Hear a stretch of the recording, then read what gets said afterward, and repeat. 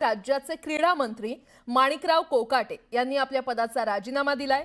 मुख्यमंत्री देवेंद्र फडणवीसांकडे त्यांनी आपल्या पदाचा राजीनामा सोपवल्याची माहिती मिळते। सदनिका घोटाळ्याप्रकरणी अटक वॉरंट जारी झाल्यानंतर माणिकराव कोकाटे यांची खाती कुणाकडे सोपवणार अशी विचारणा मुख्यमंत्र्यांनी अजित पवारांकडे केली होती। मात्र मुख्यमंत्र्यांच्या इशाऱ्याकडे दुर्लक्ष केल्यामुळे मुख्यमंत्र्यांनी माणिकराव कोकाटेंकडील खातं काढण्याची शिफारस करणारं पत्र राज्यपालांना पाठवलं होतं। मुख्यमंत्री देवेंद्र फडणवीस यांच्या शिफारसीनंतर माणिकराव कोकाटेंकडील क्रीडा खातं अजित पवार यांच्याकडे सोपवण्यात आलं। महायुतीची अशी काय मजबुरी आहे की महायुतीला वारंवार असे सगळे करप्टेड लोक मंत्री म्हणू लागतात? काय महायुतीच्या एकूण त्यांच्याकडच्या असणाऱ्या आमदारांच्या संख्येमध्ये काही स्वच्छ चारित्र्याचे आमदारच नाहीत का? अगदी राष्ट्रवादीकडे सुद्धा दिलीपराव वळसे पाटलांच्या सारखे लोक आहेतच की, जे गुणी आहेत, अनुभवी आहेत, स्वच्छ आहेत। पण अशा लोकांच्या ऐवजी माणिकराव कोकाटेंसारख्या लोकांच्यासाठी पक्षाची प्रतिष्ठा पणाला लावणारे लोक हे थोर आहेत।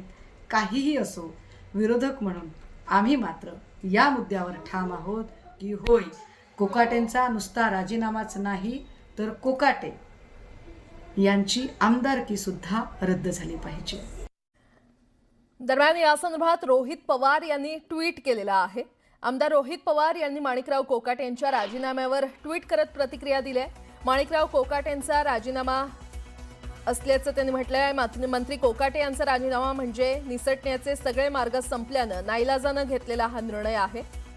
वास्तविक नैतिकतेच्या आधारावर कनिष्ठ न्यायालयानं शिक्षा ठोठावली तेव्हाच त्यांनी राजीनामा द्यायला हवा होता, किंवा सरकारनं तरी त्यांचा राजीनामा घेऊन सरकार खऱ्या अर्थानं वेगवान आहे हे दाखवून द्यायला हवं होतं। यामुळे किमान कायद्याचा सन्मान तरी राखला गेला असता आणि कायदा आणि न्याय हे सर्वांसाठी समान आहे असा चांगला संदेश देखील समाजात गेला असता।